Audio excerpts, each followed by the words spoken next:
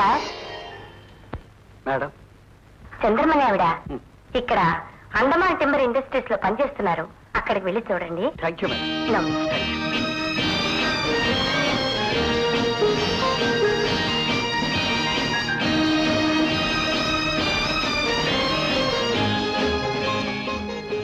Excuse me ఫ్యాక్టరీలో చంద్రమ్మ అనే ఆవిడ ఎవరైనా ఉన్నారండి? చంద్రమ్మ ఉన్నారండి. అలాగా? పాపం చాలా కాలం క్రితం భర్త వదిలేసి వెళ్ళిపోయాడు. ప్రస్తుతం ఒక్కతే ఉంటుంది. నేను ఒకసారి ఆవిడ చూడొచ్చా అండి? మీరు అలా కూర్చోండి, నేను కేకేసుకొస్తాను. Thank you. Thank you.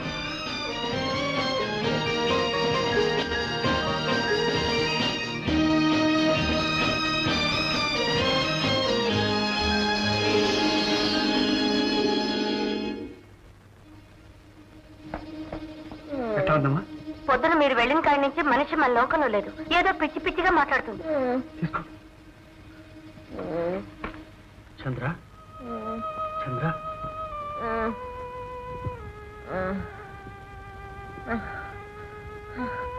వచ్చారా? చంద్ర, ఇన్నాళ్ళు నా మాట వినకుండా నాటు వైద్యం చేసు. ఇంకేం లాభం లేదు. ఇప్పుడే టౌన్కి వెళ్ళి మంచి డాక్టర్ని. వద్దయ్యా, నాకే డాక్టర్లు వద్దు. నేను బతకను. నాకు భయంగా ఉంది. ఇప్పుడు నన్ను వదిలి ఎక్కడికి వెళ్ళొద్దు. నేను చచ్చిపోతే నీ ఒళ్ళోనే చచ్చిపోతాను. ఏమిటి మాట? నీకేం పర్వాలేదు.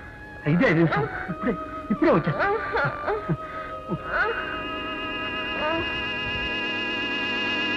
ఇప్పుడే వస్తానని 25 ఏళ్ల. ఈవిడేనండి చంద్రమ్మ. మా ఆయన కాదండి. చూడమ్మా, మీ ఆయన త్వరలో తిరిగి రావాలని, మీరిద్దరూ కలుసుకోవాలని ఆ భగవంతుణ్ణి ప్రార్థిస్తున్నాను.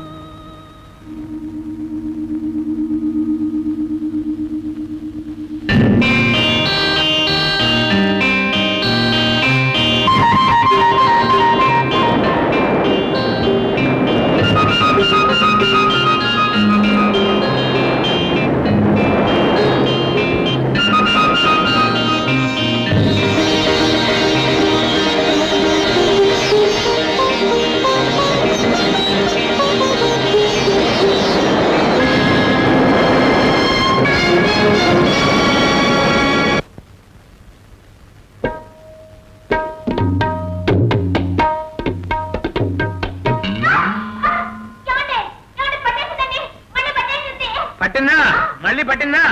బాను, నీ గంతులు మాను మాను అని నోరు నెత్తిని పెట్టుకు చెప్తున్నా. నువ్వు వింటేగా? గోంగురా, మాను మాను అంటావే కాని బాను ఆడు ఆడు అని ఒక్కసారైనా అన్నారా? నా నాట్యం చూసి నన్ను ప్రేమించి పూజించే వందలాది రసికుల్ని కాదనుకొని ఇంతటి అరసికులు కట్టుకున్నాను.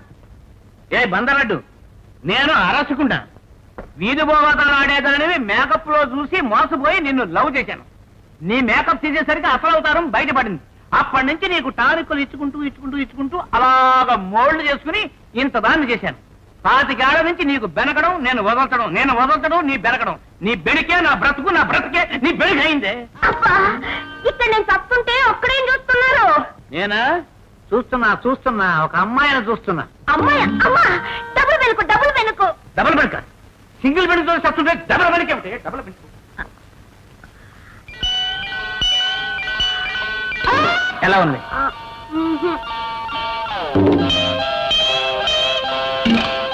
ఇప్పుడు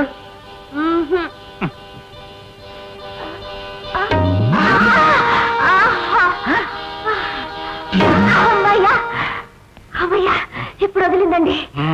నీ బెడుకు తీరింది, కానీ నా దిగులు తీరలేదే. డాక్టర్, ఎలాగైనా నా భార్యను వెతికి తెస్తానని. నా భార్యతో సరసాలాడుతున్నానంటారా? అయ్యో కర్మ, దీనికి 10 సంవత్సరాల నుంచి బెణుకు తీసి నేను బెణుకు స్పెషలిస్ట్ అయిపోయానండి. నేను మీ పని మీదే ఉన్నాను. రండి. ఇదిగో చూశారా, అది కనకమ్మ వారి గుడి. పెళ్లి కాని వాళ్ళు, పెళ్ళయి భర్తలు వదిలి వెళ్ళిన వాళ్ళు ప్రతి పౌర్ణమి నాటి రాత్రి అక్కడ అమ్మవారికి పూజలు చేస్తూ ఉంటారు. అలా చేస్తే అనుకున్న భర్త దొరుకుతాడని, విడిపోయిన భర్త కలుస్తాడని ఇక్కడ వారి నమ్మకం. అందుకని మీ భార్య ఎక్కడికి రావచ్చు. అవును, ఆవిడకి అటువంటి నమ్మకాలు. మరికనే ఈవేళ పౌర్ణం కూడాను వెళ్ళి ట్రై చేయి. I will try my luck. Sir, ఈ వేళప్పుడు ఆయన అక్కడికి వెడుతున్నారు. అక్కడ మోహిని పిశాచి ఉంటుందంటారు. అది పట్టుకుని ఆయన రక్తం కక్కుని చచ్చిపోతే అపశకన పక్షి వేగపోతున్నావు నువ్వు. మోహిని పిశాచం ఆయన పట్టుకోదరా, నిన్ను పట్టుకుంటుంది. మరి నేను చచ్చిపోతే ఒక పేరు వదులుతుంది.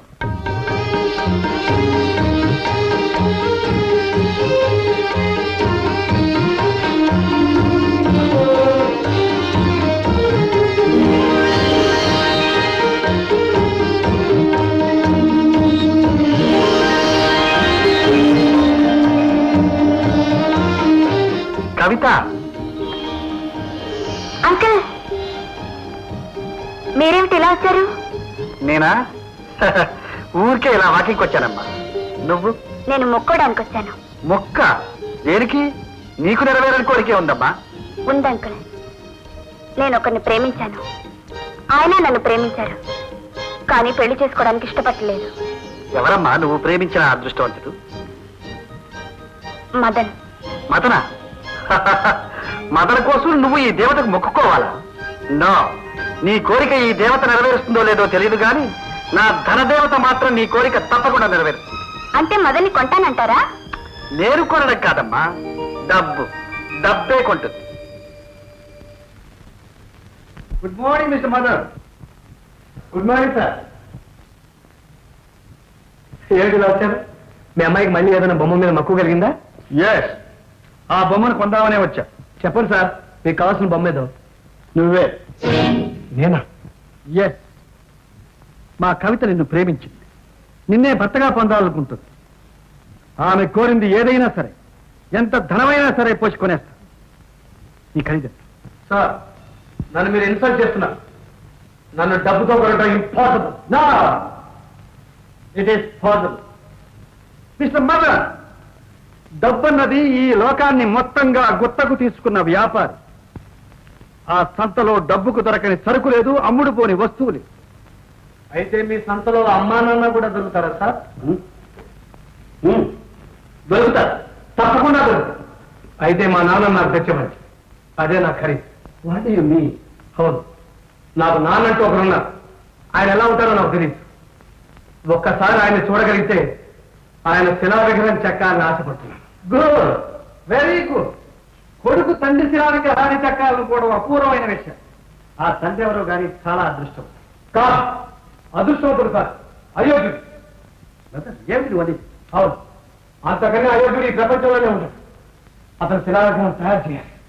అతను అయోగ్యుడు ఈ ప్రపంచం అంతా సాగా. ఆ అవకాశం కోసం ఎదురు చూస్తున్నాను. అందుకే నాన్న కావాలంటున్నాను. ఆడే కాదు, నేను ఎదురు చూస్తున్నాను. ఆ నీచుడు, ఆ ద్రోహి నా కంటికి కనబడితే ఈయనెవరు? మా తాత. మా అమ్మకు జరిగిన అన్యాయానికి ప్రతీకారం తీర్చుకోవడానికే బతుకున్నాడు. తండ్రి అయోగ్యతను ప్రపంచానికి చాటాలనే ఒక కొడుకు, చంపి పగ తీర్చుకోవాలని తహతహలాడే ఒక తాత. బాగుంది, చాలా బాగుంది. అయినా ఇది మీ కుటుంబ విషయం, నాకెందుకు? నాకు కావాల్సిందల్లా నా కవిత కోరిక నెరవేరడం అంతే. అందుకు నేనేమైనా చేస్తాను. మిస్టర్ మదన్, కనీసం నీ తండ్రి ఆనవాళ్ళు వివరాలు నీకేమైనా తెలుసా? నాకు తెలియదు, మా అమ్మకు తెలుసు. తెలిసినా చెప్పదు. కారణం, నేను ఆయన శిలా విగ్రహం చేసి నడివీధుల్లో ఊరేగించి అవమానాలు పాలు చేస్తాను. అంతేకాదు, నేను వాణ్ణి నరికి కాకులకి గద్దలకి వేస్తానని దాని భయం. భయమో భక్తో దేన్నైనా నేను డబ్బుతో కొనగలను. మీ తల్లి ఎక్కడ? జైల్లో లేడీ వార్డెన్గా పనిచేస్తాను. సరే, అక్కడికి వెళ్ళే కలుసుకుంటాను. ఈ రోజు ఆమె ఉండదు, పోస్ట్ ఆఫీస్కి వెళ్ళి ఉంటుంది. పోస్ట్ ఆఫీస్ కాదు, ఎందుకు? ఉత్తరం కోసం.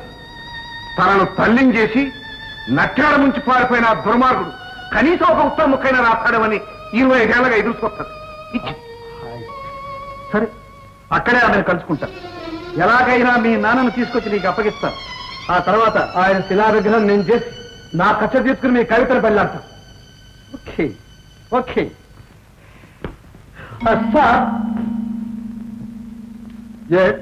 ఒక్క షరతు. ఏమిటి? మీరు డబ్బు గలవా? తిమ్మిని బమ్మిని చేయగలరు. అందుకనే చెప్తున్నాను, మీరు తీసుకొచ్చిన మనిషి మా నాన్నేని మా అమ్మ ఒప్పుకోవాలి. మిస్టర్ మదర్, నేను బిజినెస్ మ్యాన్. ధరలో హెచ్చు తగ్గులు ఉండొచ్చు కానీ సరుకులో మాత్రం మోసం ఉండదు. మీ అమ్మ ఒప్పుకుంటేనే ఆయన మీ నాన్న అవుతారు. ఓకే? Okay sir.